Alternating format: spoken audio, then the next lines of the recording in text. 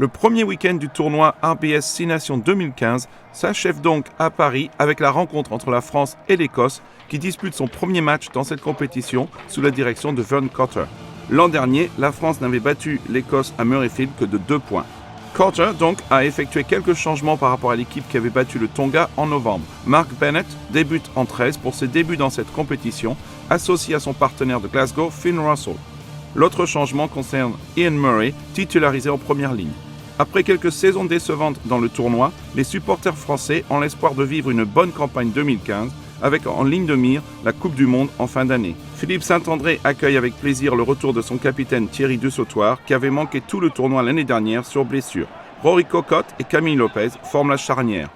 Les Bleus, ou plutôt les Rouges pour ce match disputé avec un maillot rouge pour la première fois depuis 1959 contre l'Écosse. La France inscrivait très vite les premiers points de la partie. Blair Curran se faisait pénaliser par l'arbitre Nigel Owens sur un alignement. Lopez avait ainsi l'occasion de marquer ses tout premiers points dans les 6 nations, et avec l'aide du poteau de but. Le Stade de France exultait, 3-0 pour les locaux, et la partie semblait lancée. Mais à la 12e minute, l'Écosse égalisait.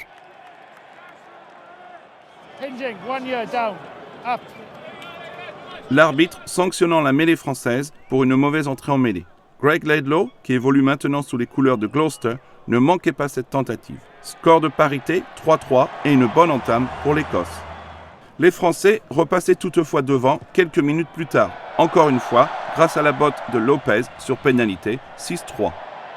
Dans un match pauvre en occasion d'essai, la France creusait un peu plus l'écart 3 minutes avant la pause, après une position de hors-jeu des Écossais. Lopez, le demi d'ouverture de Clermont, ne tremblait pas et le score passait à 9-3 en faveur de la France, en quête d'une 16e victoire sur les 17 derniers matchs disputés contre l'Écosse. Mais à la dernière minute de la première période, les Écossais étaient enfin récompensés de leur bonne prestation. Après plusieurs tentatives près de la ligne, repoussées par une farouche défense française, le ballon était déplacé avec succès vers l'aile droite.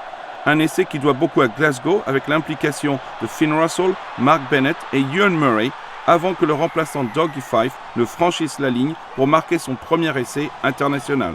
Un grand moment pour cet ailier d'Édimbourg.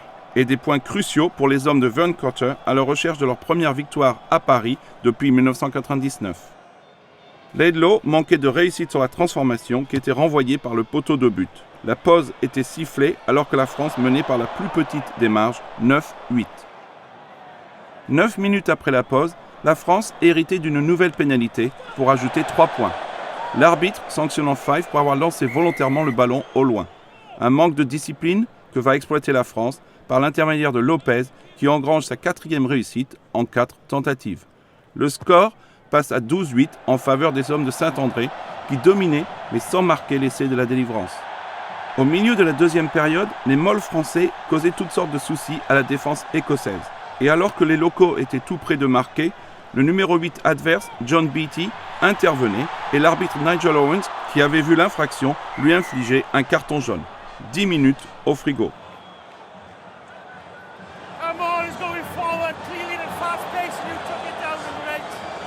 L'essai avait été évité, mais l'Écosse se retrouvait à 14 contre 15. À 10 minutes du coup de sifflet final, la France manquait d'inscrire un essai spectaculaire. Tom Visser manquait l'interception, Yoann Huget s'échappait.